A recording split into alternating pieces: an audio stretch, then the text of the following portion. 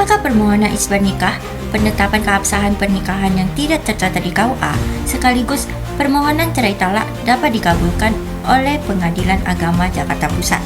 Serta apakah alasan perceraian yang diajukan memenuhi ketentuan hukum yang berlaku di Indonesia?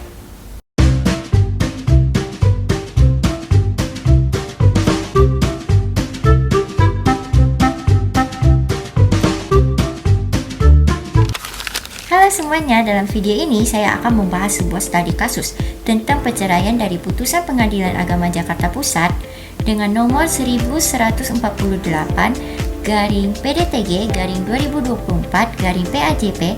Perkara ini berkaitan dengan permohonan ijbat nikah yang dikumulasi dengan cerai talak.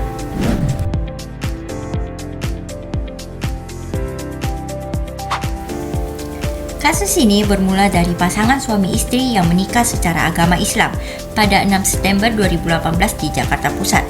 Namun, pernikahan tersebut tidak dicatatkan di kantor urusan agama. Selama pernikahan, mereka dikaruniai seorang anak. Dan sejak 2019, rumah tangga mereka mulai tidak harmonis, berujung pada pisah rumah sejak Mei 2020. Pemohon mengajukan permohonan ijbat nikah dan cerai talak karena merasa rumah tangga tidak dapat dipertahankan lagi. Isu ini relevan karena menyangkut keabsahan status hukum perkawinan dan hak-hak keperdataan anak, serta implikasi hukum dari pernikahan yang tidak tercatat. Apakah permohonan ijbat nikah, penetapan keabsahan pernikahan yang tidak tercatat di KUA, sekaligus permohonan cerai talak dapat dikabulkan oleh Pengadilan Agama Jakarta Pusat?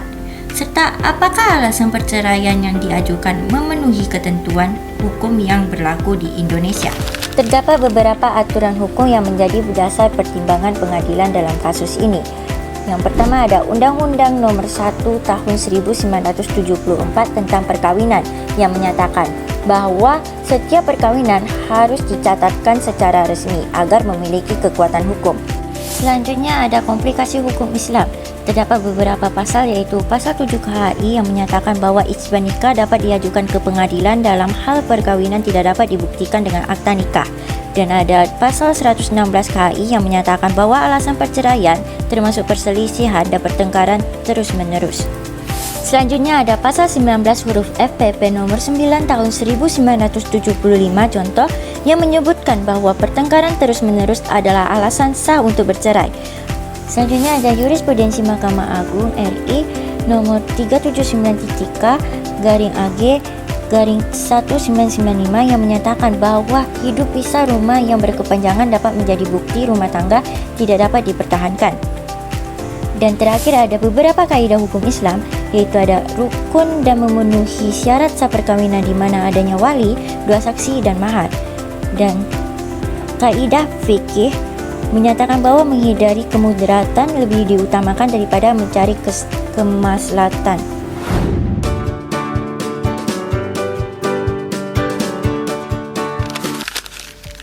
Dalam persidangan, pengadilan menilai bahwa pernikahan yang dilakukan pada tanggal 6 September 2018 telah memenuhi rukun dan syarat perkawinan menurut syariat Islam, yaitu adanya wali nikah, dua saksi, dan mahar. Tidak ada larangan atau keberatan dari pihak manapun terhadap perkawinan tersebut.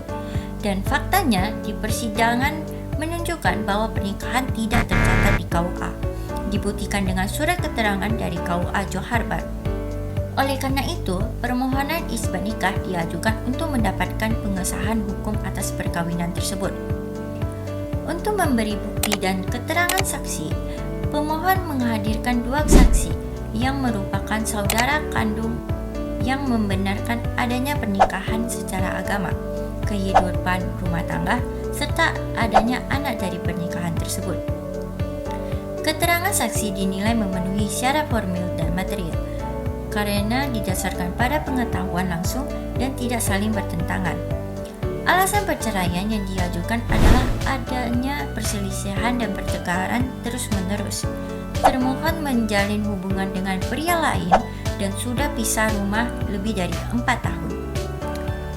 Alasan ini sesuai dengan Pasal 19 PP nomor 9 tahun 1975 dan Pasal 116 KHI serta didukung oleh jurisprudensi MA yang menyatakan pisah rumah berkepanjangan sebagai indikator rumah tangga tidak dapat dipertahankan. Dengan demikian, pengadilan mengabulkan permohonan ijbat nikah dan cerai talak secara first take kerana termohon tidak hadir di persidangan. Pengadilan juga memerintahkan pemohon untuk memberikan nafkah anak minimal RM500 per bulan di luar biaya pendidikan dan kesihatan, serta membebankan biaya perkara kepada pemohon.